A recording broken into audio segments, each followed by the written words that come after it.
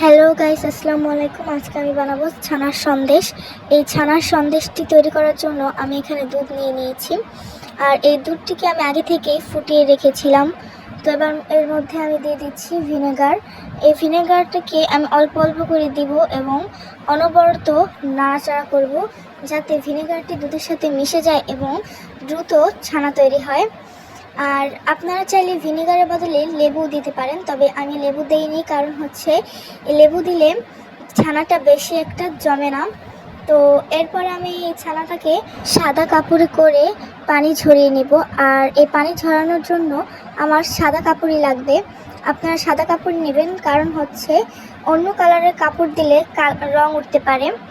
আর এখন আমার এই পানি সম্পূর্ণ ছানাটাকে তোলা শেষ। এবার আমি এর থেকে পানিটাকে আলাদা করে নেব।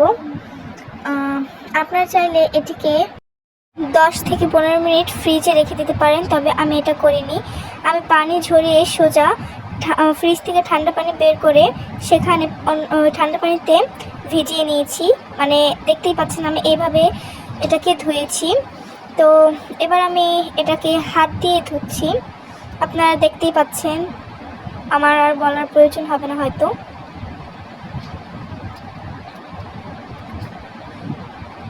এভাবে হাত দিয়ে কষলে কষলে এটাকে ধুবো। আমার ধোয়া শেষ।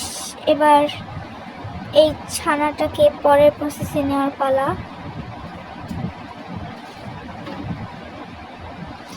আর এই ছানাটার মধ্যে যেন কোনো রকম পানি না থাকে, সেটা অবশ্যই খেয়াল করতে হবে। সো আমি তাই ভালোভাবে পানিটা ছড়াবো।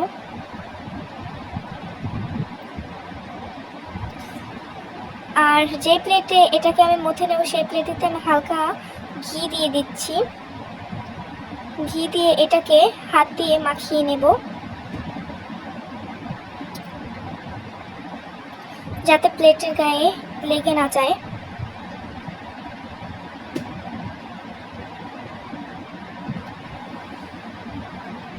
এবার এই ছানাটিকে আমি মুথে নেব।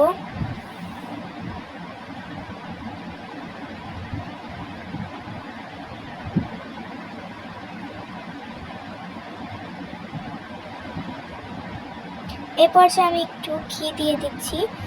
এখানে আমি 3 চা চামচ ঘি ব্যবহার করেছি।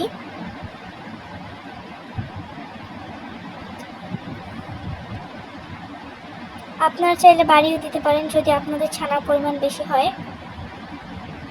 এরপর আমি আবারও এটিকে মাখিয়ে নেব।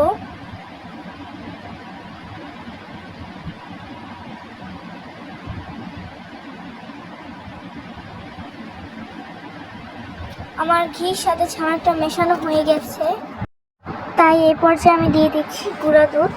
আর এই গুঁড়া দুধটা আমি দিয়েছি প্রায় হাফ কাপের মতো।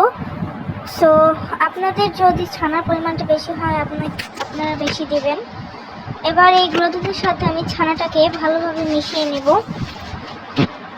তো মানে যেভাবে আটা মাখায় আর কি। আমার প্রায় মেশানো শেষ। এবার আমি দিয়ে দিব চিনি।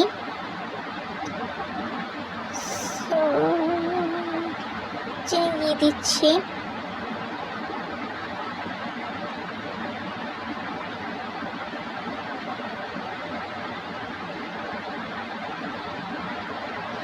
এখানে আমি চিনিটা প্রায় 6 টেবিল চামচের মতো নিয়েছি।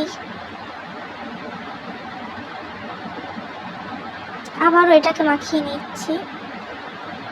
আমার মাখানো শেষ। এবার আমি চাইছিলাম এটিকে দুটো কালারের বানাতে, সো তাই এখানে আমি অর্ধেক করে নিচ্ছি। এবার ওর মধ্যে কিছুটা জর্দা রং দিয়ে দিয়েছি।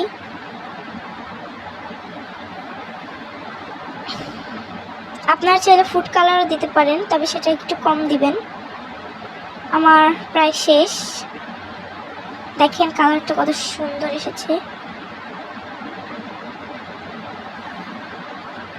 এবার আমি এখানে কিছু কুকি কাটারের নিয়েছি।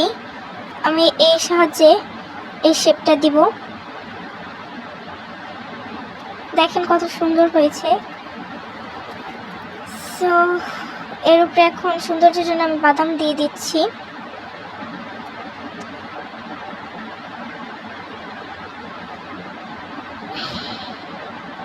এরপরে দিয়ে দিচ্ছি কিশমিশ।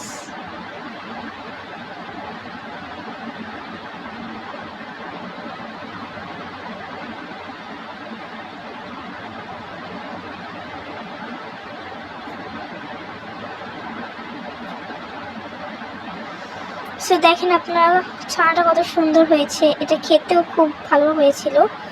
আপনার বাসায় অবশ্যই ট্রাই করবেন এবং কমেন্টে জানাবেন কেমন হয়েছে। আজকের ভিডিও এ পর্যন্তই। আল্লাহ হাফেজ।